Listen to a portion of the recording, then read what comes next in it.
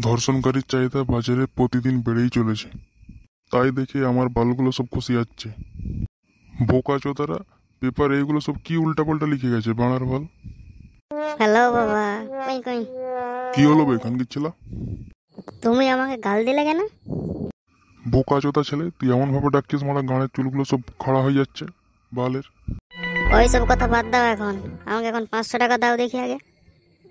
বোকা চোদা ছেলে ওরা পকেটে মারা 50টা টাকা নেই মারা, এখনো মাসের মাইনে ঢুকেছে বাল, এখন মারা আমাকে 500 টাকা চাইছিস?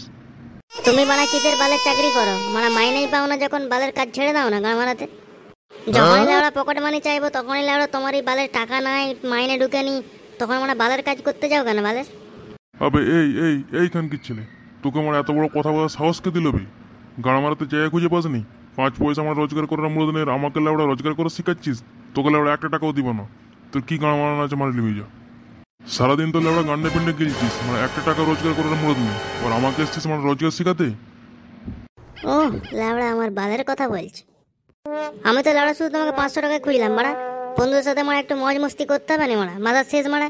আর তুমি লেওড়া বলছো টাকা নাই, আবার আমাকে লেওড়া আবার রোজগার করে গাঁড় চুদাচ্ছ। এই লেওড়া গুদমানের বাচ্চা, এখান থেকে এক্ষুনি লেওড়া ভাগ, বাড়ি থেকে দূরে মারা। তোর মতো কেরানা চোদা চেনার আমার দরকার নেই।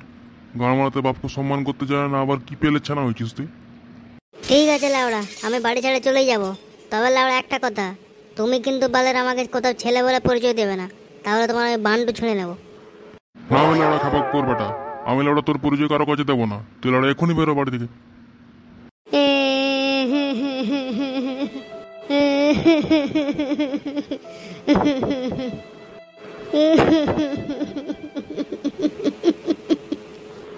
কি হলো সোনা, এত কাঁদছিস কেন? তখন থেকে আমি রান্নাঘর থেকে শুনতে পাচ্ছি তোরা বাপ বেটা একটু গালাগালি করছিস।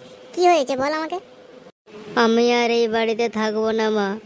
বাবা আমাকে যেভাবে অপমান করলো, নিজের ছেলেকে এভাবে অপমান করাটা বাবার ঠিক হয়নি। বাইরের ছেলেকেও লোকে সম্মান করে, আর বাবা তার নিজের একমাত্র সন্তানকে এভাবে অপমান করে বাড়ি থেকে তাড়িয়ে দিচ্ছে। আমি আর থাকবো না মা, আমি চলে যাচ্ছি, তোমরা ভালো থেকো। তুই এসব কি বলছিস বাবা? আমার তো শুনে খুব খারাপ লাগছে। আমার কথা যদি না তোমার বিশ্বাস হয় মা, তুমি বাবাকে একবার জিজ্ঞাসা করে দেখো, বাবা আমাকে কিভাবে অপমান করে বাড়ি থেকে তাড়িয়ে দিচ্ছে। হ্যাঁ গো, তুমি ছেলেটাকে এভাবে তুমি অপমান করেছো কেন? কি হয়েছে কি? কি হয়েছে বাড়া, তুমি ওকেই জিজ্ঞাসা করো। আমি শুধু মা বাবার কাছে 500 টাকা চেয়েছিলাম বন্ধুদের সাথে পিকনিক করবো বলে, আর বাবা সেটা নিয়ে আমাকে যা তা গালাগালি করেছে।